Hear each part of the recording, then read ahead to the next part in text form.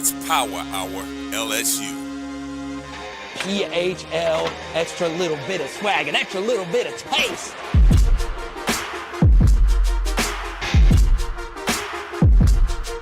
Yeah. Man, I'm headed to the field. Terror of the tiger, I'ma always keep it real. Everything gon' get devoured, it's the power. LSU with Carter, it's the power. LSU with Carter, man, I'm headed to the field. Terror of the tiger, I'ma always keep it real. Everything gon' get devoured, it's the power. LSU with Carter, it's the power.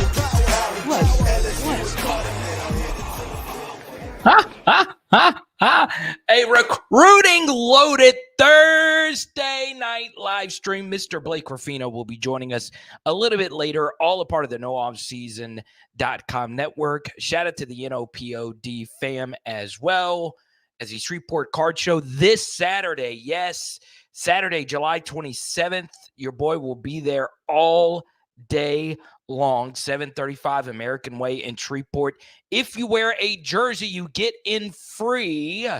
It is a sports card collecting masterpiece. So we want to see you there. So bang, that is everybody that will be at the Bayou Bash, which is already going down. I said the Bayou Bash. What a splash from the past. I didn't say that smoothly at all. What a blast from the past. The Bayou Bash, you remember that? Back when signing day was in February as God intended. But anyway, the splash is this weekend. And the bottom line is the splash is probably the biggest recruiting day of the year before everybody hits the field for high school football. So as you can see, lots of LSU commits are going to be there. And what's very interesting is a lot of these LSU commits are coming from all around. DJ Pickett from Florida, Harlem Berry from, obviously, Louisiana. But you have Derek Meadows coming all the way in from Las Vegas, Nevada. Carius Kern coming from Marion. That's about an 8-hour drive. Tyler Miller from Mississippi. Damian Shanklin all the way from Indianapolis. Charles Ross also from Texas. And then you also see a bunch of the Louisiana commits as well. I think a lot of you are more interested in the decommitments, or should I say the commits that are thinking about committing to LSU, the prospects that are thinking about committing to LSU. Jaime French is definitely one of those interesting players that LSU has recruited nonstop. Jonah Williams, the 5-star safety, is definitely the headliner, though, of the crew. And look, a lot of us will love Jonah Williams to commit. Probably the best safety prospect to commit to LSU. I would guess recruiting-wise, since a guy by the name of Jacoby Stevens, that was the last 5-star safety, I believe, that committed to LSU. Now, they've had quite a few top 40 safeties commit to LSU, but it is very, very interesting. Jonah Williams, a prospect that is also a 2-sport star who will also be playing baseball this year. So Jonah Williams, definitely the name that everyone has circled. And there are some recruiting experts out there that have already crystal balled Jonah Williams to go to LSU. So very interesting. This young man out of Texas, there was a lot of vibes going in Oregon's direction, as there has been most of this recruiting cycle for pretty much every prospect, but we'll see what happens. A lot of these other names are very interesting. The one that stands out to me, though, is Aiden Anding, who had a lot, and I mean a lot, of LSU buzz roughly a few weeks ago, if not a month ago. He was expected to commit to Texas, didn't end up committing to Texas. I like Aiden Anding a lot, of 3-star out of Ruston, so I find him to be very interesting.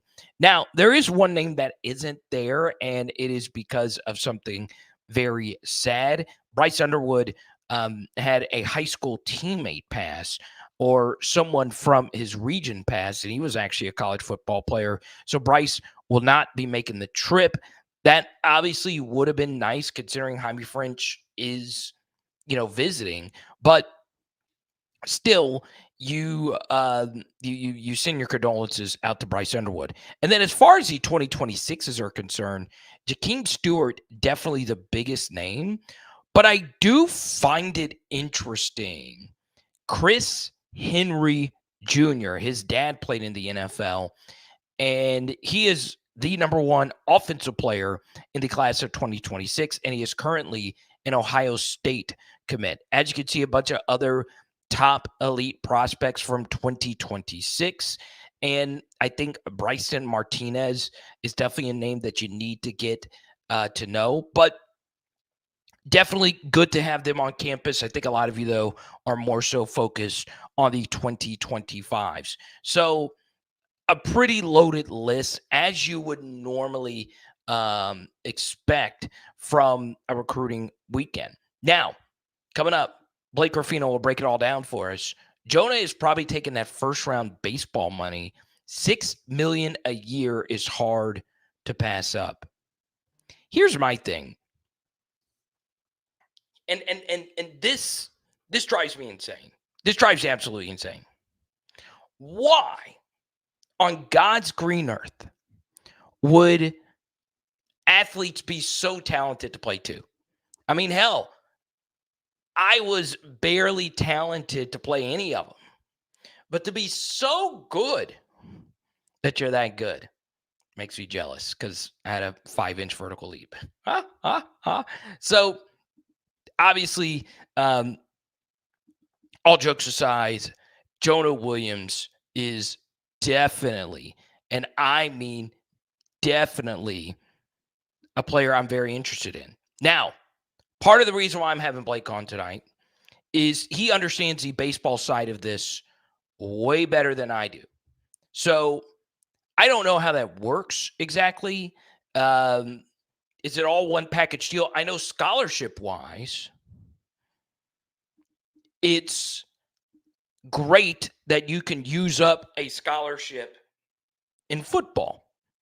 Now, I do want to share this, all right, because I alluded to this yesterday with our interview with Matt Zimick, probably the foremost USC expert on the planet, and he had some very strong takes towards the USC versus LSU matchup. I highly recommend you check it out. But because we had a guest, I wasn't able to get into this topic. There is some heavy, and I mean heavy, push for scholarship expansion. Now, I'm not going to gazillion, million, bajillion % say that this is something that is going to happen. I believe it is. I've read it as is. But normally, if there is a big rule change such as this one, I am always a little bit more hesitant before saying, hey, this is something that is for sure happening. Okay? Now, part of why I say that is because things are supposed to be finalized on this tomorrow. And as many of you know, this is something that I have been very passionate about for quite some time. Okay? Now, roster limits and scholarship limits are different things. Okay? But according to Ross Dellinger, schools can offer scholarships to full rosters starting 2025 and 2026. So, based on everything that I've read, and maybe I am reading this wrong, you can give out 105 scholarships in football, 15 in men's and women's basketball, 25 in softball, volleyball, 18. But in baseball, 34 full scholarships from 11.7. Now, do I like that? I do. Especially in baseball. Do I think it's going to have a massive impact on the game? I do. When you triple the amount of scholarships, it will consolidate the talent. So it will allow rosters to be more stacked. That benefits LSU. LSU is not only willing to spend more on scholarships, they are willing to just spend more in general, whether it's NIL, resources, or any of those things. So that is going to widen the gap between the SEC, which makes money on baseball and is willing to spend money on baseball. 34 is going to drastically change the sport. But we'll talk about that coming up with our college baseball expert joining us. Now, as far as some LSU football-related things, obviously the big story for now is the recruiting weekend. And we're going to be talking a lot about these prospects throughout the weekend. I do want to share one thing that is very, very important when it comes to recruiting is that not every single person on every single staff is on fire about a recruit. And I understand that that may shock some of you, but it actually makes more common sense. Now, that doesn't mean that you recruit a guy and, like, let's just say you don't like the player per se. You're not as on fire about the player's talent as someone else. That does not mean you don't go after them. That's not what that means at all. What I would tell you, though, is if you've watched Hard Knocks, and this year I've not really watched it, but I've seen the viral clips of it, they have really shown a lot. There are disagreements. Like some people like some players more and so on, whatever. When it comes to a general manager or a scouting staff, any of that. But when it comes to just LSU in general, I am of the belief that the Tigers have players that they like more than others. And then there are players in the recruiting classes that some people on the staff like more than others as well, inside your own building. What you don't want, though, is everybody being gung-ho about every single prospect. You want disagreement. You want people with outside opinions.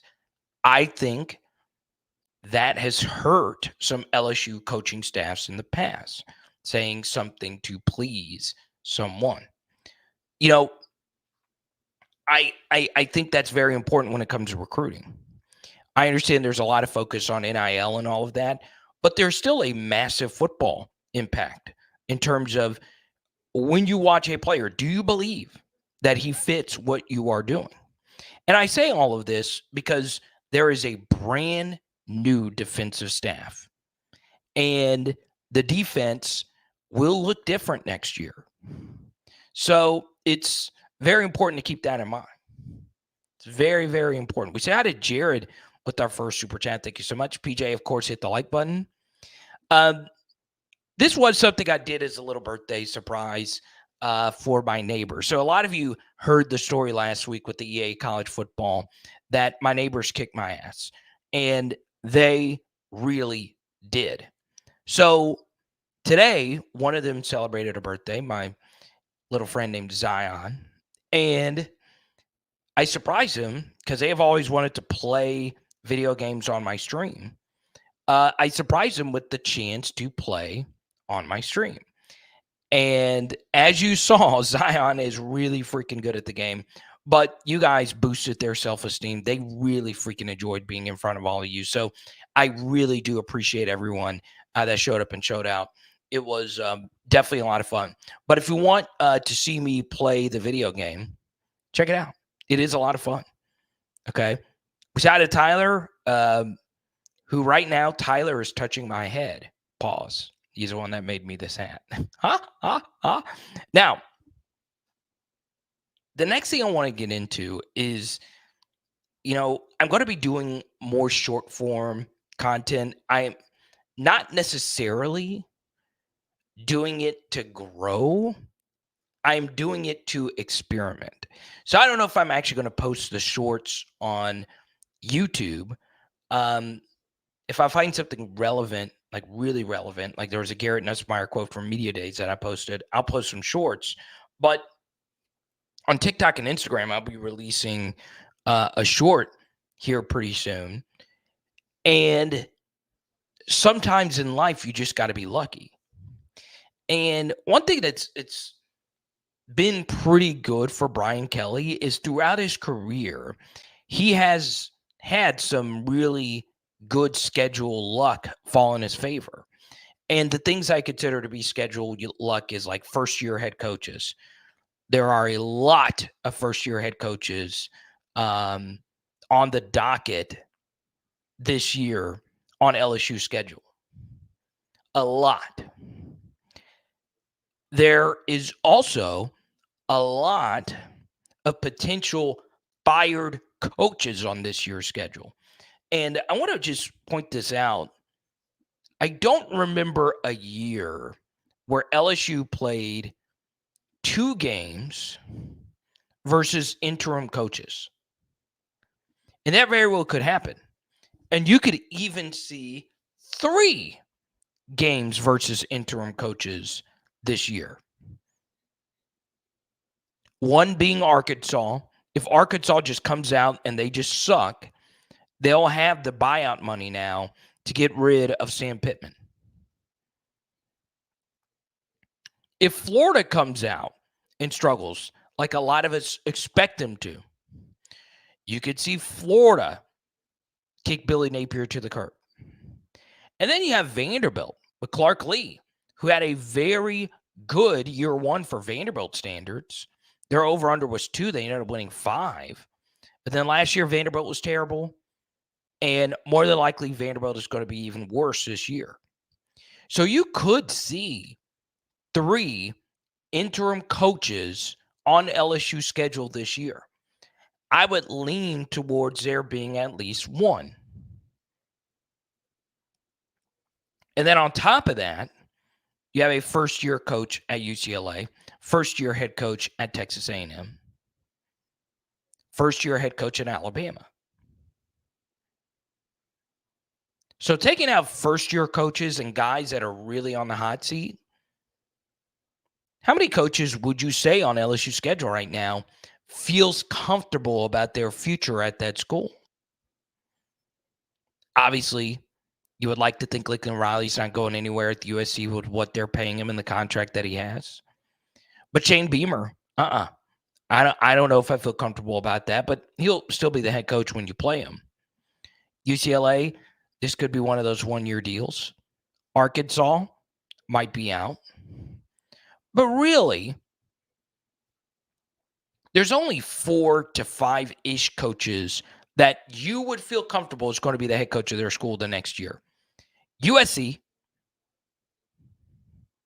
Ole Miss, Texas A&M, Alabama, and Oklahoma.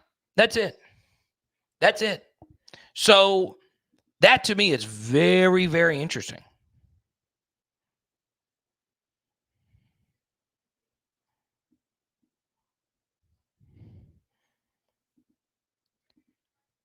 Continuity matters. Continuity matters. It is still insane to me that LSU will have the same starting offensive line at 4 of the 5 positions for the 3rd consecutive year.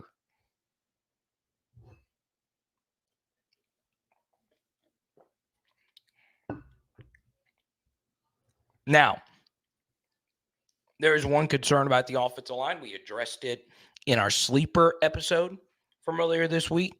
But if that gets addressed, which is the overall backup situation, and by address, I don't mean addressed at this point of the year, but if the guys they expect to be the top backups are good, you are looking at one of the best, if not the best, LSU offensive line of all time.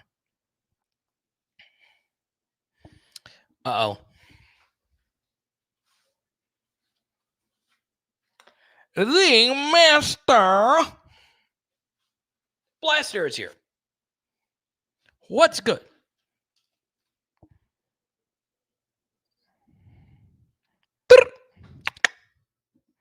He's here.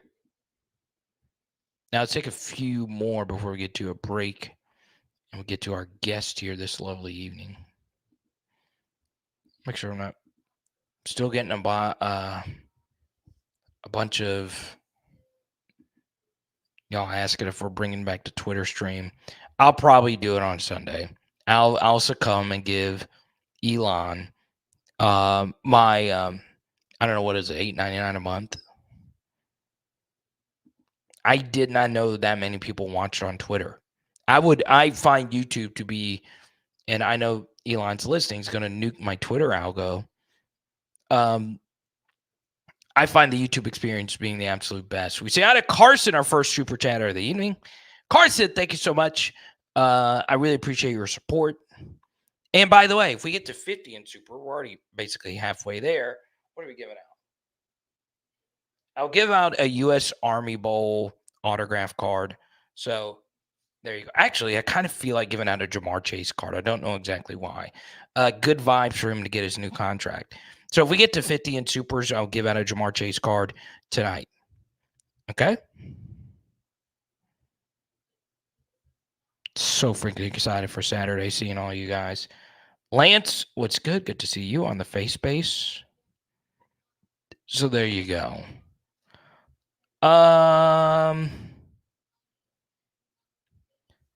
Carson, get your question in. I'll try and squeeze it in before the break. If not, we will get to a TLV. Get to see you. Now, next thing. And I want this to be very crystal clear about the LSU defense. One thing that's kind of shocked me is, like, I get a lot of pick sixes with Ashton Stamps. So I don't know if that's just like confirmation, but one of you sent me the wildest Twitter message. And y'all can go read this one, a DM. This was crazy. I was like, Carter, I want you to know Aaron Burrell is nasty on Dynasty mode. Tony! So Tony gets the Jamar Chase card. You win. Congratulations, Tony. I'll send it out ASAP. I'll send you some other cool stuff as well. And, yeah, we've already hit our mark. So, Tony, you'll get to ask the very first question to our dear beloved guest, my bestest friend in the sports media sphere. I thought for a second he was moving to New York City. He'll be coming up right after this. Home is where the heart is, and our friends at NOPOD Roofing really takes that to heart. 504-810-8744. Give them a call today for all of your roofing needs. And one of my favorite things about NOPOD Roofing is their versatility. They not only do roofing, they do siding, they do painting, they do tree removal, fencing, anything home improvement. Our friends at NOPOD will get you straight. Give them a call today at 504-810-8744 and let them know PHL and Carter the Power sent you. We never overpromise and always over-deliver with NOPOD, baby. Let's go. I think joy and happiness and doing things you like is important. My favorite thing is sports cards. When I'm not on YouTube, I am building my collection. And when I started, I wish there was a sports card strategy show. He wasn't necessarily going to be a first-round pick before all this Heisman buzz. Now they're talking about him being a top 5 pick. Paul Hickey and the team at nooffseason.com personally helped build my Jaden Daniels collection, and they're looking to do the same for you. Just check them out on social media or nooffseason.com. He's my friend and yours, Mr. Blake Ruffino. What's going on, my friend? How are you doing? I know one thing. NOPOD needs to pay you like big time money for that that ad. That's a big one right there, buddy. That you did a good job on that. Yeah, it's my guy, my college roommate. All right. Okay. So this is the entrepreneurial spirit. He's built his own little life in Gonzales, but he was the Hurricanes. The Hurricanes really hit him hard, and he said, "Look, I can do what some other companies can't do." There was a supply and demand issue, and he was like, "I'm just going to do it." He had no experience with it. He's been doing it since we've been out of college. So shout out to Steve Perlew, and shout out to you, man. Tony, what'd you say? I think it's great to be here. Yeah. LSU finished with the top class, as in the number one national class. Can they do it? Without a doubt. Can they do it? Yes. I think they got a lot that they need to do to get there. I mean, that's the list. Via LSU recruits on Instagram. I just like the way that they. Yeah, I don't know about Mason Dunn there at the bottom. Mike Tyler's going to be there. Aiden Anding's already there. Philip Wright's already there. Chase is there. Brandon's already there. DJ's on his way. Jamie Finch will be there. Yeah, the list is about right. Yeah. And then 2026 is coming in hot. Yeah, Chris Henry's going to be there. Jakeem Stewart's already there. Jabari Mack's already there. Dylan's there. So yeah, looks about right. I think the most shocking name to me is Chris Henry. They're high on Chris Henry. Well, he should be. They're going all in on him. By the way, let me quit. You want to hear? Can I give you a recruiting tidbit? Let's go. Bring it. Frank's all in. Because Chris Henry Sr. is from Bell Chase. Really? I know. I didn't know that. So yeah, Chris Henry Sr. is from Bell Chase, and legend has it, head coach at OP Walker used to try to get him to go to Bell Chase to OP, and it didn't happen. And Frank always regretted not getting the kid. Interesting. So, let me put this up. Also, Chris Henry Sr. is also really good friends with one Cortez Hankton. Didn't know that. So Chris tragically passed in 2009. God, it doesn't even feel like that's that long. Right. Bengals wide receivers, man, they have always had an aura. Especially in that era. Man, I can't even name my favorite one. I know, like, everyone says, like, Chad Ochocinco from that era. And Mizzou. I used to walk into every in a draft I did and go, TJ, who's Mizzouda? You know something else about TJ Hushmanzada? Big LSU fan. Yeah, his daughter played softball here, correct? Yes, he's a big Tiger, man. I also heard that a birdie told me that Chris Hilton, Jelani Watkins, Jaden Daniels, Kyron Lacey, trying to think, all were in California like 2 weeks ago working out with TJ Hushmanzada. No, I didn't know that. No. I know it for a fact. That is crazy. I'll put my entire mortgage on it. Good. I believe you, man. Yeah, so obviously, you're not going to land like every single player that's on that list. But to answer your question, Tony, like, people that really take recruiting projections seriously, they do think LSU has a shot at being the number one school. And it's so hard being number one. It's so hard to have that number one spot. Well, and it's a lot to live up to. Can I tell you something? Yeah. I secretly hope they get land number 2, and then nobody really talks about it. Yeah. In terms of hit rate, the best LSU recruiting class was actually the 7th ranked recruiting class. Was that the Joe Burrow, Jamar Chase class? That's actually one of the lower hit rates. It was actually the year before, 2017. And once again, we all have like when I say hit, I mean Burrow would be in the 17 class. No, he's 18. Oh, 18 class? Yeah, so yeah. You're right. Yeah, you're right. So 17 was I mean, yeah, 18 had a lot of those dudes transfer out. Yeah, dude, 18 that's right. You're right. And honestly, if there was a few things that bounce right, and this is what's so weird about recruiting is so many people think it's all about did you land the guy or do you have enough NIL? Sometimes it just comes down to luck, right? Do you have players from the previous class that can compensate for the misses for the next class, right? Mm-hmm. So 2017, I think it was like 2 out of every 3 players. So they had a 66% hit rate. Normally, it's just 1 out of every 2. It's like anywhere from like 42 to like. Oh, it wouldn't be just 2 out of 3?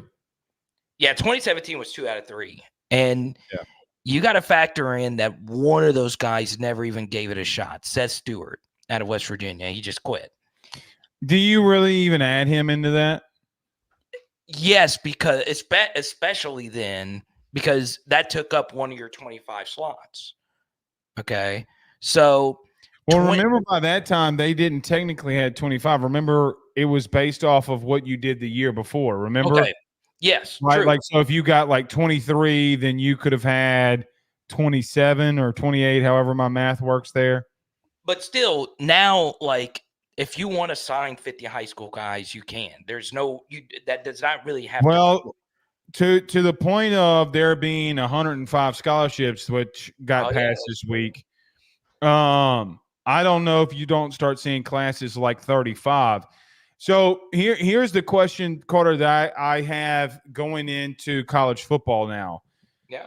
What does the 105 roster do? What does TV revenue sharing do? Right? Because then you're now having to pay 105 players that would be on scholarship. Here's another thing. If you're Brian Kelly, you don't have to cut anybody.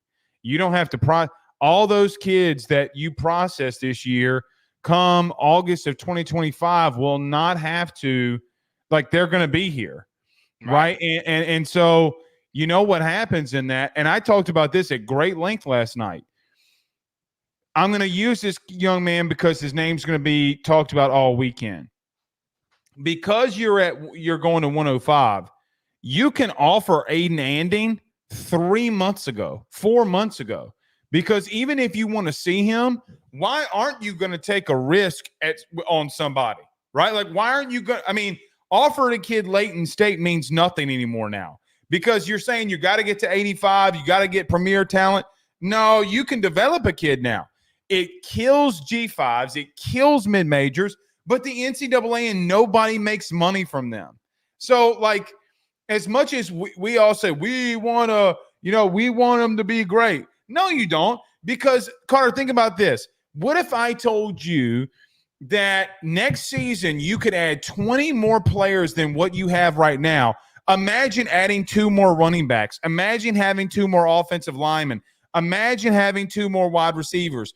Could you imagine 2 more defensive linemen? Could you imagine 2 more linebackers, corners, safeties? Then what? Oh, by the way, I'm getting to around 20, but I'm not at 20. I know. You could sign, dude. You can just sign like crazy. Yeah. I'll save the baseball conversation because I've only had 2 college baseball takes that I have always been. Yeah. 11.7 scholarships out the window. Thank God. The worst rule in college sports was I'm not being hyperbole here. It was the worstest rule in college sports that. So the baseball purists have a problem with it. Well, because your roster could be technically 35 players and now it's 34, but you can offer them all full scholarships. So there's 6,000 baseball schools in America. So 6,000 players have to get cut. So going into 2025, 6,000 players at minimum that would normally be on a roster and what you would consider D1, they all are going to get cut. So that's going to replenish JUCOs. It's going to replenish NAIAs. I mean, it's a significant thing. But again, in baseball, you can offer Luke Hill from Ole Miss, who was the shortstop. Carter, it's going to be bigger in baseball because not everybody's going to fund all those scholarships outside the SEC. And I know for a fact that Jay Johnson told Scott Woodward he would throw hands with him if he doesn't give him all 34. Yeah. And Carter, think about this. Okay, I know you don't want to get on the baseball thing, but just very quickly. No, go ahead. Yeah. Jay Johnson, imagine if this was football. Jay Johnson has landed the last 3 years the highest prospect not to go in from high school that doesn't go in the draft the last 3 years, period. Chase Shores, Cam Johnson, and now William Schmidt. You're going to now have to convince me through sources that the 100% scholarship that will be coming William Schmidt's way doesn't, and NIL doesn't play a massive factor. So, you know what? Can I give you a hot take? Remember about 6 months ago, me and you had a show, and I said I'm starting to actually like the NCAA a little bit. Like, I think that they're doing things that are people like. Hey, man, Charlie Baker. All right, Charlie. I'll see you, Charlie.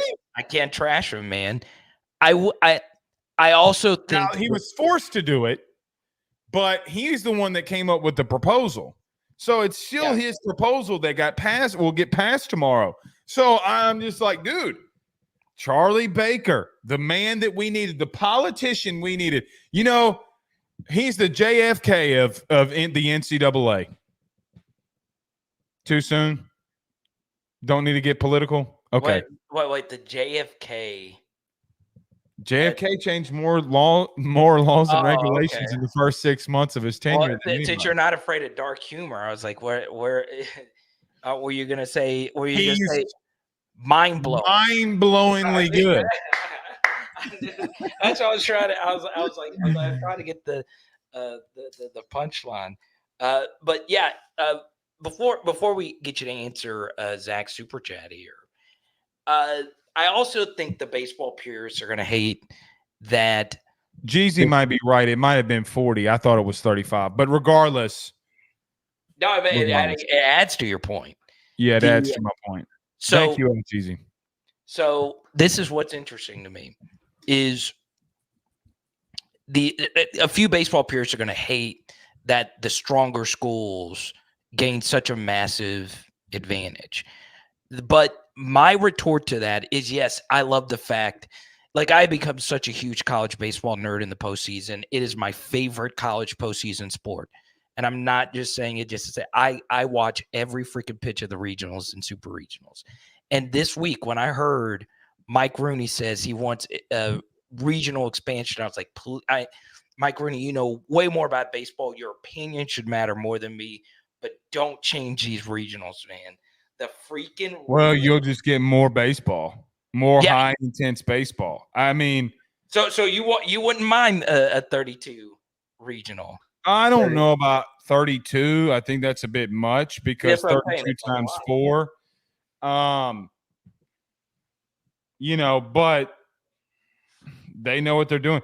I mean, of all sports, I think that baseball is the highest growing, in my opinion, but I watch it more than I watch Major League Baseball sometimes, and I'm a massive Yankees fan. It's not even close for me, Blake. I am. Yeah, and they gotta figure something out in Major League Baseball. I think they need to juice the baseballs personally. But the question. Oh, my bad. No, okay. Last thing on the thing, and we'll get to Sibley's super chat after this Jonah Williams thing. The purists are going to hate that the bigger rosters, the teams that have the money, the LSUs, the Arkansas, the so on and so on, they're going to hate because they're going to be able to flex their money more. They'll max out the Scallies and do NIL. Correct. What I would also tell you, though, and I actually worked on a piece regarding this, there were more schools during the 11.7 era that didn't hand out all their scholarships. Yeah. And I was like, why do you even have a program? That should be illegal. Like, that you have 11.7 for a 20 because Title IX hurt college baseball more than anything. Yeah, and you know what, Carter? Can I tell you something? I'm not trying to get political, but this is something here. You know why? They literally are telling Title IX and revenue generating sports to go fuck themselves. Excuse my language, but I mean, like, they 100% are telling everybody that, like, hey man, we got nothing for you. You better hit the streets. And people are going to hate that. But Carter, I don't mean this in a wrong way, but beach volleyball, I mean, it needs to be a club sport. I mean, like, what are you funding it? Like, why are you funding swimming? You know, like, why are you funding that? I mean, again, and I got in this argument yesterday. It was on Twitter. You can go and see it. Someone was trying to argue me, don't cut non-revenue generating sports. And I'm thinking to myself, okay, I can see that because a lot of baseball schools don't make that. Some do. I get what you're saying. It's not fair to football that they fit the bill for everybody. And that's literally what happens, right? Like, they fit the bill for everybody. Yeah. Nobody. And so, I mean, come on, dude. That and March Madness, but in terms of sports, it's definitely that. And look, I mean, March Madness is not a part of that ESPN $60 million contract. Not that you get. No, but it makes $1 billion. It's right. $1 billion. I know, yeah, but I mean, you ain't seeing that money. But Jack was waiting patiently. So it's okay. Jonah Williams. I don't think that he's Chad Jones. I think our buddy that has been in Major League Baseball a long time compared him to Dion. I'm gonna and he pushed back on his own take. His straight line speed, Carter. I mean, Chad had straight line speed, but this kid's faster than Chad Jones is. Like, night and day different. So Jonah Williams, 5-star from Galveston, Texas, top 10 prospect in the country. Carter can play both, will play both. His dad's a circuit court judge, a court of appeals judge, maybe, I think, in Galveston. Comes from a really good family, can play both, throws 94 from the left side. I mean, the kid's a beast. I mean, if it came to baseball down alone to these four schools, I think it'd be between LSU and A&M. I know that it plays a massive factor there, but Oregon's going to spend the most money. And, I mean, it's not even remotely close.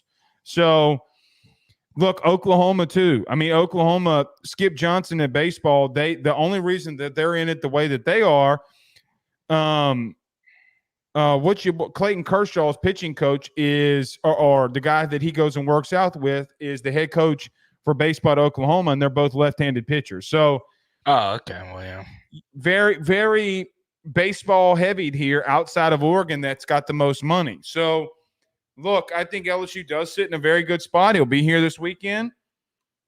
If I'm Brian Kelly, I literally get the money out of the way. I get the money. And then I invite Jay Johnson to the Bayou Splash, and you get out of the way.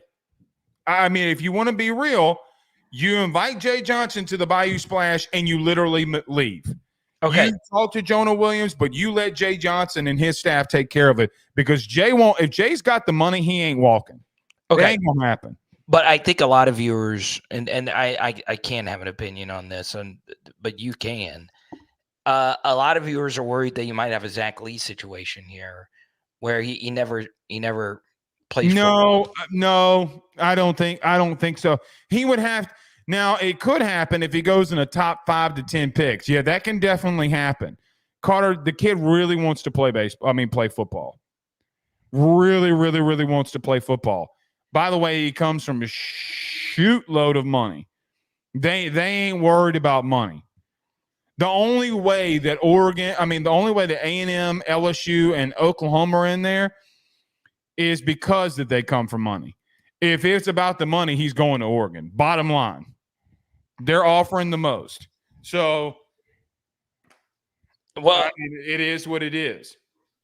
Imagine having 5-star athleticism in both sports. And you have money. Here's the truth. I'm not going to go that far. He's definitely better in baseball than Chad Jones is. Not remotely close. Yeah, not remotely close. with roster change, recreating the freshman team from the old days. So basically, the old days, there was a separate freshman team with the varsity team. I don't know. We'll start with the first one here. I'll say this. Is there room for a college football preseason game of some sort? Sure. Say that again. Is there room for a college football preseason game of some sort? Yeah, it's called the spring game. Face each other off. Face off with somebody. Go to Clemson and play them and see what happens. Do a scrim. I mean, you do it in. Here's the crazy thing. You ready? You do it in high school football every year around the country, and it works. And guess who else does preseason? If you tell me the MLS, I'm going to throw up.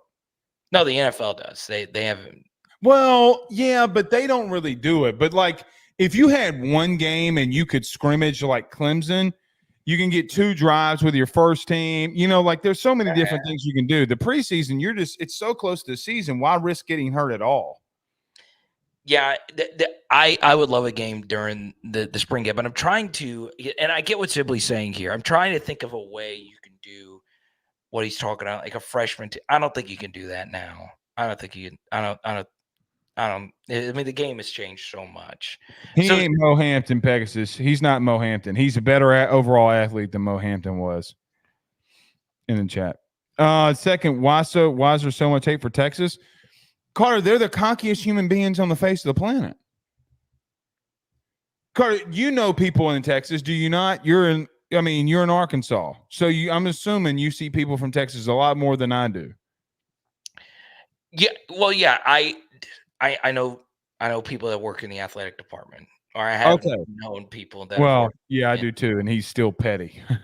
He's always been petty. They are the cockiest fan base. So, they're running out there saying their media is running out there saying we're competing. And look, I love Josh Pate. I don't think that he's wrong about a lot of things. I really, really don't. And he's got Texas in their SEC championship game. I can't even remotely go close to there. I can't. Carter, their secondary was 113th in the country in passing yards allowed, and they were top 5 in sacks, and they were second on third down conversion rate. My thing with them is that what happens now that they don't have 2 elite defensive tackles there? You're not going to play. Hey, Carter, you know who the team is? I know that you hate this team. Guess who the team is this year that last year that they would have to play in the SEC that they almost lost to? They almost lost to Houston a season ago. That year, that team will be Kentucky for them. If they play the way that they did against Houston against Kentucky, they're not going to win. But Sibley, the reason why people hate Texas so much is they're back. They're back. We're back. Hey, name that quarterback. Oh, I know who that is. He wore number 11. Had a nice stint with the Indianapolis Colts, Mr. Sam Erlinger. Mm-hmm. But what a doofus. Never forget the biggest thing that happened from that game at the Sugar Bowl was Bevo and the Bulldog going at it. That's right. That was peak. Remember when they thought that they were going to win a national championship because they beat Georgia? They said the SEC was soft. And then Burrow, this guy, walked in there and kicked their ass. Yeah, we both got Joey B paintings behind us. Gina Babina says, Carter, disregard your lush guest who doesn't go to LSU football games because he thinks that people would recognize him. When did I ever say that? Did you say that? I think Gina Babina might be a bot. Oh, she is. Look, she's changed her avatar again. I'm confident that Gina Babina is. I have some haters out there, man. I mean, if you don't believe me, just ask my wife. Carter, Yeah, disregard the lush guest who doesn't go to LSU football games. So, Carter, can I ask you a question? Is it a big deal that why is it why is there a problem with me not going to games and doing post games right after it? You do realize when you go to the stadium, you see less than what you do when you're at home and are able to prepare for a post game. It's my job. I make 2/3 of my salary during football season. And then I have a pretty good idea of who's making these YouTube bots because they're coming into my show. The guy got unemployed. Okay, he's a loser, and his business went under because he cheated on his wife. That we shouldn't be doing that here. But I mean, I'm sorry that I bring my hatred towards you on your show. People don't like me, man. So we got to look up businesses that just failed in Baton Rouge to figure out who this is. Mm-hmm. And the way you'll know is if the person just switched to a joint Facebook account. That's who it was. Yeah, so it was. So that's all you got to do, man, to figure that out. Mm-hmm. All right, so as someone who goes to the occasional game and does the post game show, I probably would not have gone to the final two games. I won the final two, but I went to Florida and A&M. Okay. Mm-hmm. And I went to those games because of Jayden Daniels. That's the main reason I went. And I went to the Arkansas game because my wife had she had been, but we had never went to a game together. The only reason I'm able to go is because I have a place near campus I could do my post-game show. So I sprint over there and do it. And I do not. Yeah. So that's why you honestly can't go to the game. Bro, every post-game show from a download on the audio gets at least 10,000 listens. No, I cannot. Spare me. On Apple and Spotify and YouTube. Spare me. Kevin, Jonah's a great athlete, great speed. Texas fans are also Dallas Cowboy fans. That is Carter, do you believe they are the cockiest fan base right now? They really think that they're going to waltz in here and beat our ass. Who, Texas? Yeah, like Texas thinks they're going to come into the SEC and kick rear end. And I'm sitting here saying, no, you're not. I think they're going to be good. I do. They're going to be good. But, I mean, Carter, are they going to go undefeated outside of when they play Georgia?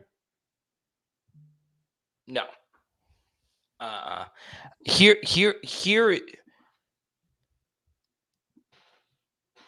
Since we have you here, I'm putting together like my preseason SEC take videos for Power Hour SEC. What am I? You want to know about 1 through 16? You're 1 through 16.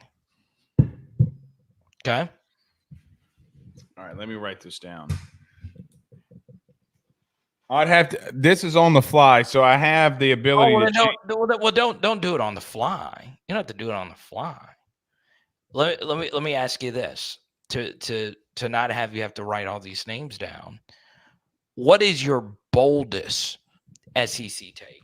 Do you have Ole Miss is playing in the SEC championship game for the first time this year? Okay, that's my boldest take. Going to go into the season with yes. I think that people are worried about their running game. Did you watch Ulysses Bennett against LSU? Now, I don't know what schedule, like what game they are. I mean, Carter, their first real true test is Kentucky.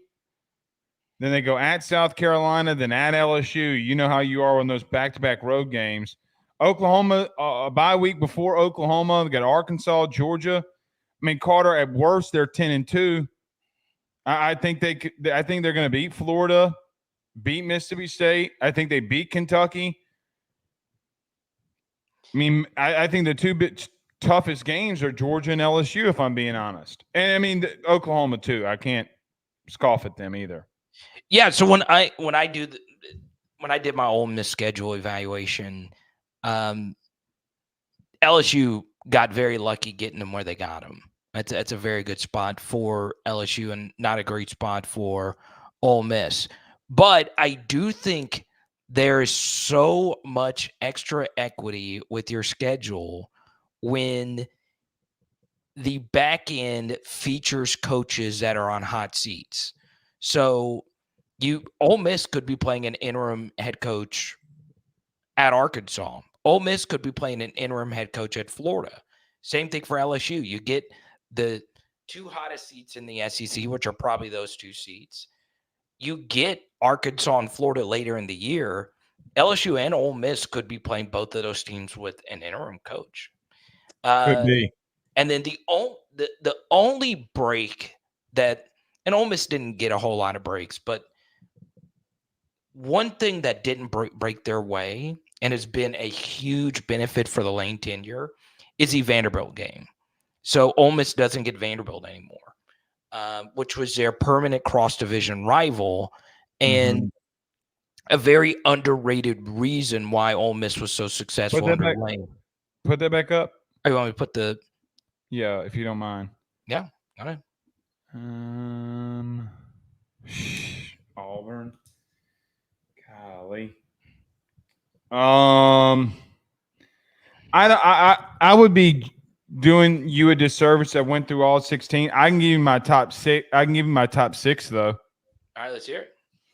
Georgia, Ole Miss, Texas, LSU, Bama, Mizzou. So that would be Mizzou over Tennessee, Mizzou over Oklahoma. Look at Mizzou's schedule. It's by far the easiest in the SEC this year, and there's not a close second. It is by far the easiest. Carter, they could go into whatever week that is on October 26th at Alabama undefeated. Oh, man. I mean, like at worst, I think that they lose 3 games. I think they're 10-2, 11-1, brother.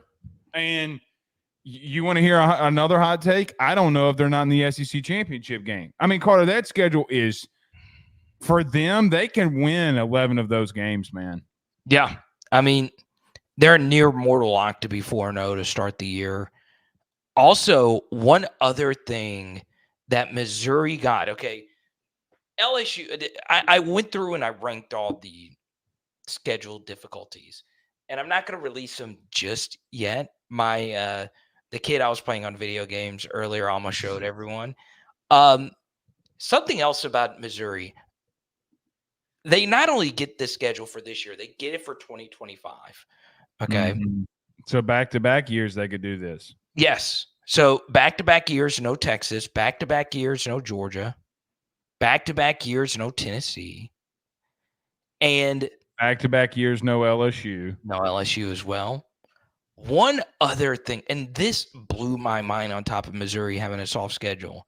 They are the only team in this double bye week year to go 4 bye week, 4 bye week, 4. So in theory, they have the most equitable rest. And because like Ole Miss, they have to go 7 in a row. So I will tell you this: I have been a huge Eli Drinkowitz fan. Now think about this. We did our deep dive on them yesterday. So they have Cook returning. He had 3,317 passing yards last year, 29 total touchdowns. Think about this: they bring in Marcus Bryant at left tackle from SMU. Caden Green from Oklahoma was a starter at guard. Here's the biggest thing. They add Marcus Carroll. We saw him last year, that running back from Georgia State that ran all over us. Brother, in their front seven, I know Darius Robinson's left. They legitimately have – they're number 2 in the SEC in tackles for loss returning. So we're talking about Blake Baker leaving. Like, I get that. Shit. All right. You want to know one of my tinfoil SEC? This is one of my tinfoil SEC theories. Okay. That Blake Baker had a lot of good talent and that made him good. No, I am actually very pro. I thought you were going really tinfoil. No. I did not like Matt House, and that's not just revisionist history. A lot of people know I did one of the first negative. I mean, you were basically the reason he got fired. Which I still find that so interesting that has been floated out that little clip. I will defend Matt House in a lot of different ways, but my real tinfoil hat thing, I actually do love Blake Baker, is so the SEC was determined if they were going to go to 8 or 9 games. All right. So there were 5 teams that voted for the 9-game schedule. And according to reports, those 5 teams were LSU, Missouri, Texas A&M, Florida, and Georgia. Okay. Georgia wants a tougher schedule. They do, because they're tired of hearing it. They want more marquee home games. Because Georgia plays that neutral site game in Florida every year, they never get as many I think one thing LSU fans kind of take for granted is how good LSU's home slate has been in terms of like big games. You notice there's never really a big game played in Sanford. So they wanted a tougher schedule. They were tired of hearing about it. Florida Tennessee game a couple of years ago when Hendon Hooker and the boys went in there. That place was loud. Because that was the only marquee game that they game of relevance that they've really had in Sanford. So they want more inventory, and they know they can handle it. Florida's always going to have a tough schedule if they're out of conference. But I went through and did my schedule rankings, and the 3 best schedules, the 3 easiest schedules were Mizzou, LSU, and Texas A&M. And we got done talking about Texas A&M tonight because we've been doing a deep dive on every team that we play this year. Okay. Let me ask you what you think about this. On paper, Texas A&M, I don't think they're going to be that bad, if I'm being honest, because I think that they can win, against McNeese, Florida, Bowling Green, Arkansas, right? Yeah. I think that the early part of their season, if they split games between Notre Dame and Missouri, have an off week, go to Mississippi State. Carter, they got LSU coming into town potentially. What would that be? 7-1. Yeah. Okay, so they got talent, man. Nick Scourton's a beast. That defense, Shamar Stewart moves inside. They got a lot of offensive linemen returning. But my mind tells me that they could be a 9-3 team, 10-2 team. My gut says, Blake, don't you dare do that. They're going to be 8-4. Yeah. I understand the Notre Dame game is tough. That's a tough home and home you have to play. But man, no Alabama, no Georgia, no Tennessee. But you got Texas at the end. Okay. And I get it, and I understand that there was people on both sides that weren't too on fire about bringing the game back. What I would say, though, is wouldn't it be poetic justice if A&M beat them? Exactly. They were so – there was a piece of them – I think most fans are excited that Texas is back in the SEC because they get this game back. But there's a lot of A&M fans that wanted to be the only school in Texas. But they had to play Texas. It wouldn't feel right if they didn't play Texas on rivalry. So A&M, Ole Miss, A&M, Missouri, LSU get the 3 easiest schedules in my opinion. They were also the ones that voted for 9. So I'm wondering if Sankey was like, hey, just take 8 and live with it because we're giving you an easy 8, and you'll see how much you love 8 with you guys knocking on the door for the college football playoff. I would like to think, okay, all right, true or false? LSU or Missouri makes the playoff this year. True. All right.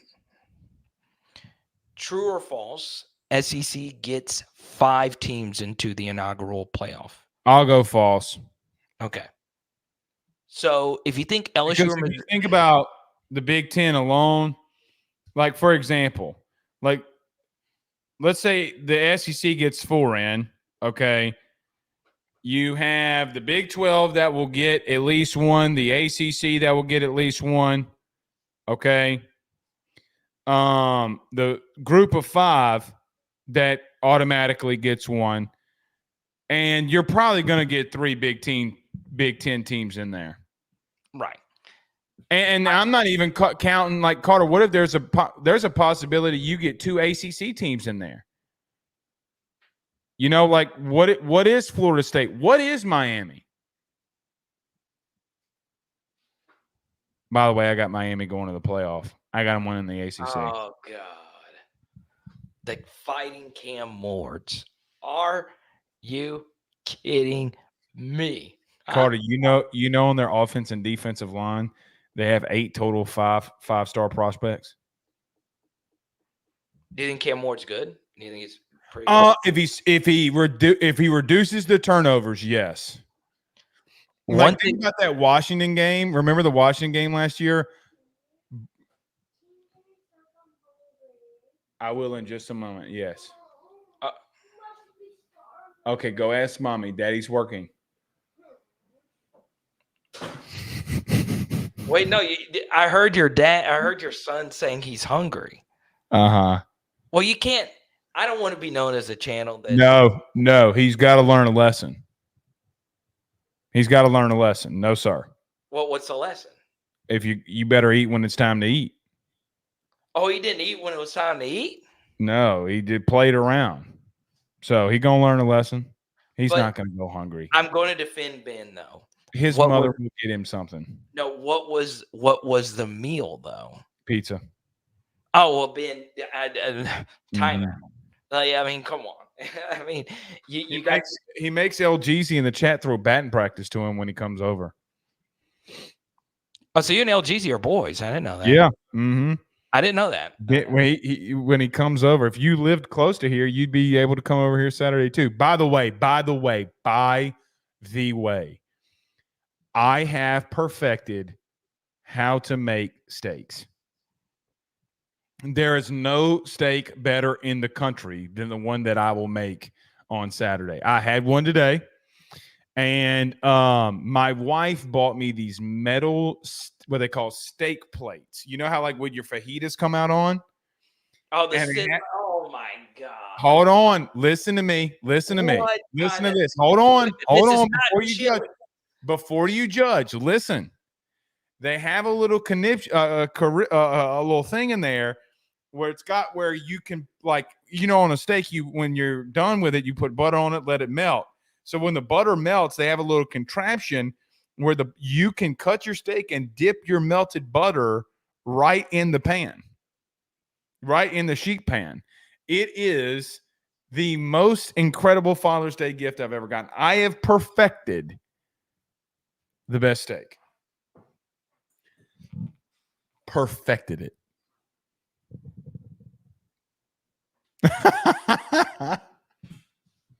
And I'm not cooking, filet mignons. No way. You're going to eat a ribeye in this house. By the way, you can come watch the fight on Saturday if you'd like. I was going to invite you to the big shindig this weekend, Shreveport Card Show this Saturday. I'll be set up, man. I have a whole collection. I've already spent my money on the UFC fight card. I can't do it. Sorry. By the way, I do not remember the fighter's name, but there was a fighter from Louisiana. I think his name's Kurt something. Yeah, Kurt Harbaugh. Yeah, from A-Meat. Yep. So, true story. One of the people in his inner circle designed the PHL logo. So, really? Big shout. I'm happy for him. Yeah, he does. He has his own gym in A-Meat, like right up the road up here. Oh, okay. Cool. Mm-hmm. So I was cheering for him from afar. Really excited about that. We'll give you a few more so you can go feed your child. We're not going to. Megan's up. I can hear. Okay, there we go. Cliff says go ahead. Blake Baker made their defense semi-good. The Missouri defense takes a step back and they catch at least 3 L's. Yeah, but you're also, like, everybody keeps talking about, Cliff, that their defense is taking a step back. We haven't talked about their offense taking a step forward with everybody returning. I mean, their receivers were young. Yeah. Yeah, there were Theo Weiss returns, Luther Burden returns. You got 4 of the 5 starting offensive linemen returning. You got one out of the portal. that's going to be at left tackle. You have a guy at left guard that was an all Big 12 guy coming in, starting at left guard if you need him to. Marcus Carroll, man. I mean, and then they got the Noel kid from App State who might be Carter. They have a running back. I forget his first name. I think it was Nolan Noel. He was a running back out of App State last year. Jitterbug. They're going to throw him the football out of the backfield and watch out. The kid can fly. So they got a power back in Marcus Carroll that almost ran for 100 yards on you, if I'm not mistaken, last year at Georgia State. And all right, y'all keep playing. How much better, Carter? I mean, Brady Cook can be better from one year to the next. He scored 29 touchdowns a season ago.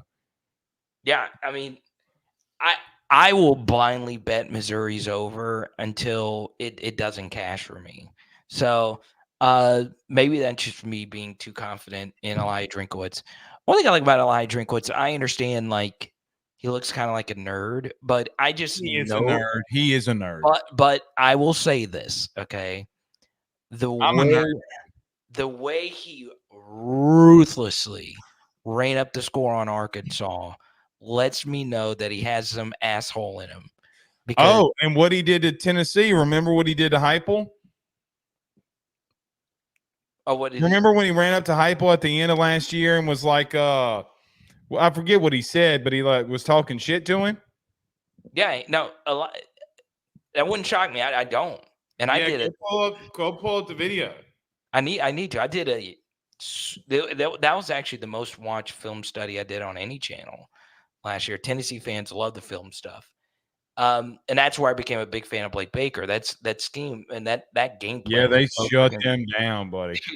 Dude, it is so – and they had some fumble luck and stuff like that. But, man, they got a pick six, held them to 7 points. But – let me ask you this question. Here's an LSU-related question. You ready? If Blake Baker and this defense do not improve, are we saying it was Matt House defensive coordinator woes, or if it's personnel? This is one thing Blake Baker has in his arsenal is if the defense crashes and burns this year, he does have a legitimate out in that the entire defense outside of the selected defensive tackles are back. Okay. The entire defense. So he could say, well, I didn't have my guys. You got to let me get a chance. And there is some validity to that. But, yeah, I mean, there's so much pressure for him to make the unit better. But, honestly, Blake, I'm not a huge fan of LSU's defensive personnel. I'm just not. But I think they have enough, and I like Blake Baker enough that he's going to make them decent this year. Decent. Respectable. Like a 50th. You make them decent, you're going to a playoff. Right. Like if 2022 LSU defense was on last year's team, LSU was winning the playoff. So I think they'll be a 50th or 60th ranked kind of unit. We stand on business. That's right, Kevin. Okay, man, this is why I love we Kevin. We stand on business. That's what Drinkowitz ran up the hype and was like, we stand on business. I love it. Oh God, it's so funny. Pegasus says, where would you rank your SEC quarterbacks? I put Carson Beck 1, Jackson Dart 2. I'm not a Quinn Ewers fan, man. I don't know how anyone could put him number 1. I don't. Who did this? This was Saturday Down South. Who the hell runs Saturday Down South? Because they're dumb. Quinn Ewers has no business being at number 1. What's I could see Nico above Garrett. Nico's very dynamic. I could see Milroe right now before Garrett. I don't hate necessarily the order they have outside of Quinn Ewers being number 1. Right. What's your thoughts on Jaylen Milroe? Okay, so it's funny. You and I talk more than anyone else. We think the same. I love that we think the same. But We honestly don't. There's a lot of things we don't disagree with. Because when I'm working on something big, I always reach out to you to get your opinion on it. But I did a very, very, very deep dive on Jaylen Milroe last week, like deep, and Say it. Say I, it. I think you should fade him at all costs. There's a lot of things that I do not like in this situation, other than the recent history of guys that are like him that take massive leaps. We have seen so many experienced quarterbacks with very talented blue chip supporting casts and really good coaching take massive leaps. All right. And he's got that now, buddy. Yes. Mhm. The issue I have with Milroe doing the same, because a lot of Bama fans have compared him to Jayden as well. And there are a lot of similarities. Jayden in 2022 took a boatload of sacks. Jayden didn't turn the football over. Jayden gave your team a chance to win every week. He just didn't give you ridiculous upside like he did in this last year.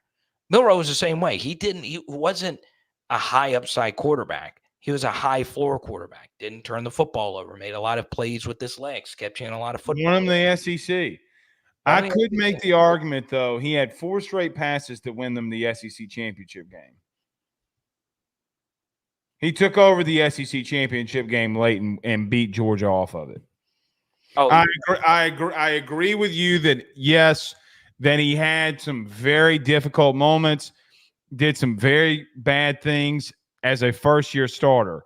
However, let's not act like Burrow threw 16 touchdowns in 2018 too. And offensive play calling changes things.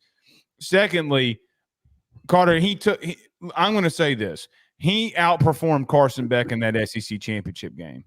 I'll also be real with you. Considering what he had around him, I thought he outperformed J.J. McCarthy in the playoff game, because if you remember correctly, in that whole first half, remember that first half, Michigan had like 5 sacks? Yeah. Dude was running for his life. So I'm actually a little bit more optimistic on him than maybe you. The dude had some very clutch moments. Very clutch. Yeah. The thing that's very different, though, about these quarterbacks that took the big leap. And in the video, I said, I don't think Jaylen Milroe is bad because he's so absurdly athletic that he gives you a high floor. He's not going to just be terrible. How much does a radio in the helmet help a kid like him? A lot. It helps someone like him probably a little bit more. But I would also say this. The skill guys at Alabama, I am not sold on them. I am not. Yeah, yeah, I'm with you. And I do think the sacks are an issue. I do think it's going to take DeBoer some getting used to, because Milroe's never had, in his 14 starts, he's never had a game where he's thrown for 34 passing attempts in a game. And 3 out of every 4 games that DeBoer coached, he had 35 or more passing attempts. Mm-hmm. So Washington didn't go as fast as they normally did, but in the years past, they played at a faster pace under Kalen DeBoer. I think the sacks are a massive issue. And I do feel his sacks were a lot worse than some of Jayden's sacks in 2022. And I know a lot of people. He also had 3 NFL wide receivers around him and had 2 first-rounders around him too. I understand what you're saying. I agree. Jayden is a by far better passer. I thought he was a better passer in 22 than Jaylen Milroe was in year 1. However, I am very intrigued about how an elite offensive play caller does with him versus Tommy Rees. So I actually consider that a weakness this year for Alabama, which is a play calling. If Ryan Grubb was still there, I'd feel a lot better. All right. I don't know 1,000%, gazillion, bajillion percent know for sure who called the plays in Washington. I don't. I mean, it was DeBoer's offense, was it not? Yeah. But the thing that would concern me as an Alabama fan, Grubb has been with them for 12 years. And now he's gone. And the guy who's taken over the play calling duties has 2 years of Power 5 play calling experience. He wasn't good in either of them. And what I think, let's just say this Alabama offense sputters, I do not want my head coach calling plays unless it has to be a very certain circumstance where I want my head coach calling plays. So Do you think Brian Kelly doesn't have massive say-so in the offense? He does. But Joe Sloan's going to call the shots. Very true. But I get what you're saying. But here's the thing about DeBoer, though, man. He's been successful everywhere he's gone. And I think that you got to give him the benefit of the doubt until he proves us wrong. Yeah, and look. And he might do that. He might prove us wrong. No, I think that's who Alabama should have hired. But I would have backed up the truck for Dan Lanning. You would have had him over DeBoer? Yes. Even though DeBoer beat him twice. Because he's going to figure it out. He's going to recruit his ass off. We'll take a few more here for Blake. They're disrespecting Connor more than Coach 30. Coach 30. What? Who's Coach 30? You don't know Coach 30? What am I missing? Oh, come on, Blake. You know Coach 30. No, what am I missing? You can't not know Coach 30. What am I missing? Are you kidding me? Yeah. No. No. You got to know. Why am I having a brain fart? You know Coach 30. Brendan Clinton. Coach 30. Oh. I didn't know his name. Davis? Hey, this dude. Piss down your leg.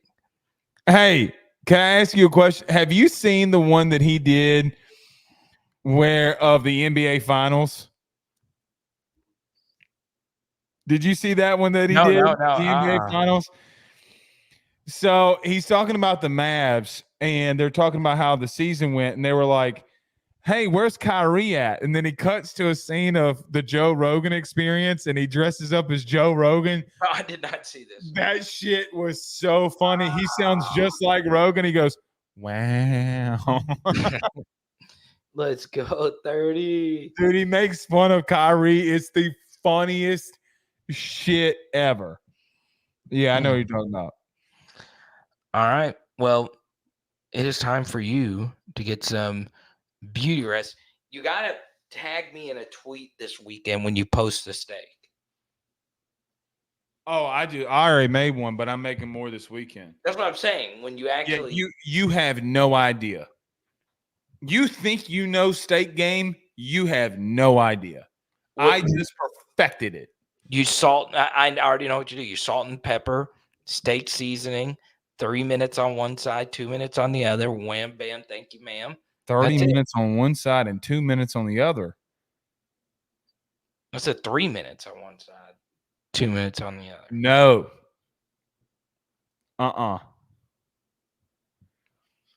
I give it a very nice sear on both sides, maybe 1 minute to 2 minutes, get a good crust on it. With these metal plates, I put it in the oven at 450 for 3 minutes, take them out, get the temp of them, put butter on them, let the butter melt, okay? Then the little contraption brings the butter down where when you cut your steak, you can dip it in some butter and eat it. By the way, 49.7 pounds right now. This guy. Oh, you lost that much? Yeah, 49.7. Yeah, and what are you doing? Just Carnivore. so you get up, eat some meat. No, I get up and I'm fasting. Today I didn't eat until 2:30, and I ate some eggs and like 2-3 strips of bacon. Then tonight I ate a ribeye. Oh, so you do 2 meals, and you're only eating eggs and bacon for lunch and steak for dinner. Yeah, I didn't eat until 2:30. I fasted from 5:30 yesterday until 2:30 today because I'm not hungry. But what do you mean? Full. What do you mean you fat 5:30? From 5:30 yesterday evening till 2:30 today, I didn't eat anything. The way you're just drinking a bunch of water. Yeah, some went and worked out, but I'm full. Eat until you're comfortably stuffed of healthy food, and you'll be fine. Don't eat when. Can I tell you my biggest weakness? What's that? I'm a big fan of peanut butter, massive fan, and it kills me not to have some peanut butter right now. When I hit the 50 mark, I'm going to have me some peanut butter. So you ate the steak at 5:30 p.m. Central? Yeah, because I come in here. Usually I eat around 6, 6:30, but I try to fast a long time and then get a workout while I'm fasting, so that when I'm in ketosis, I'm burning fat as my energy. Oh, so what time do you go work out? Probably about 12:30, 1 o'clock. Oh, nice. Go to the little Planet Fitness and just I go to Anytime Fitness. Today we did legs. I actually hurt this finger. You probably can't tell. I smashed it in. Yeah, there's the bruise right there. Smashed my finger in. Did some squats today. Big hit 225. Did 4 sets of 10. Boom, boom, boom. So your boy's back. Can I make a joke on your channel? I know you don't like crazy things being said. Can I say a joke? Wait, that's probably the most wrong thing that me of all people. Okay, all right, here it is. I'm getting World War III ready. I'm getting my body ready. Okay. You're going to be in they're making a sequel of everything now. You're going to be in the sequel of 300. 301. Yeah, that's my goal. You're going to be the one that add to the 300. I'm hitting 225, 4 sets of 10. By the way, when I hadn't been to the gym in like 6 years. So now I go 4 days a week. Now that I go 4 days a week, I don't remember women being this like hoochie in gyms, like wearing these type of leggings, like being that, like, I'm like, girl, I mean, I know that you're trying to be thotty, but Jesus, I mean, like booty, rocking everywhere. Like my name's Busta Rhymes. I mean, Jesus, what is going on here? I found you. I like that. What? I don't know. I think it's the filming. You know, you got to look good. But have to do that. Shave the beard down. But I do get 20 minutes on a bicycle, and I go pretty but I go pretty hard on it for 40 minutes or for 20 minutes. There you go. Mm-hmm. Well, get your beauty rest, and we'll talk to you soon, my brother. Look at these traps. Look at you. You doing the egg game?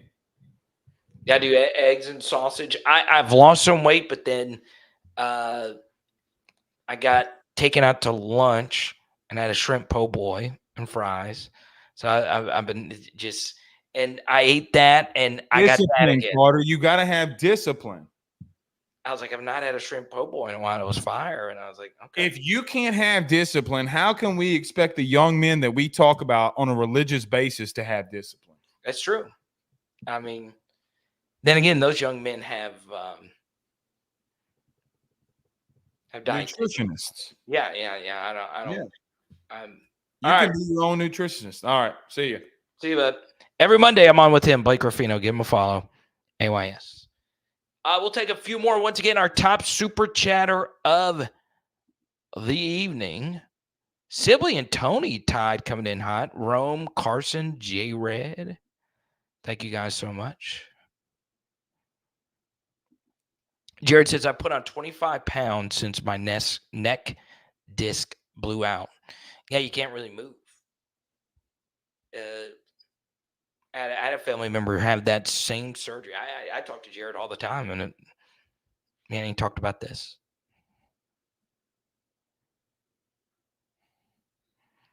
But yeah, I had someone really close to my family do that surgery. It's horrible.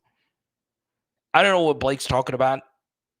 Pegasus says he appreciates the leggings and shorts the ladies wear in the gym. All right. So this would be my retort. Had it not been for Joey Swole calling out some of these filmers, I think, well, it's whatever you like. But yeah, wear whatever you want. But yeah, I mean, sure. Who doesn't like looking at beautiful people? Huh? Do I snack at all, or were you asking Blake? I don't know. What does he drink? I'm guessing just water and maybe black coffee. Yeah, Aiden ending is absolutely ridiculous. So there you go. Now, I am not going to lie. I have had an absolutely crazy day. Obviously, we did the birthday LSU football stream from earlier with the neighborhood kids. We'll do it. We'll try and do it once a month or something like that. Had a few business calls. Once again, we want you to partner with PHL. And this is something I was going to say towards the end. I do have a videography team. So if your business wants to partner with PHL, I'll come shoot the spot. Or I will have some of my PHL team members come shoot the spot. If you really want to be a partner with us, we like to go all out. You notice both of the 30-second spots that we run on here are like edited. Like I take it very serious. I want to help grow your business. And last year, we helped Louisiana Controls. Really excited about them. Hopefully they hop back on with us. But we want you to be a PHL partner. Okay. I really do. We really, really, really do. And you get extra equity that you're going to get, a nice looking spot. And if we can work it out, we can come to your location. That's part of it. That alone with the, partnership plans that I have, you're getting massive ROI just on what we can do for your business in terms of making it look nice. But then you also get my diverse audience of some of the smartest people on the planet. So there you go. Now, not all of you are smart, but most of you are. We'll talk to you soon. I will not be live until Sunday, but on Saturday, Shreveport Car Show, July 27th, 735 American Way. We'll see you there. It is Pound Out LSU. Boom. And tonight, we are doing chicken quesadillas. Let's go. Let's go.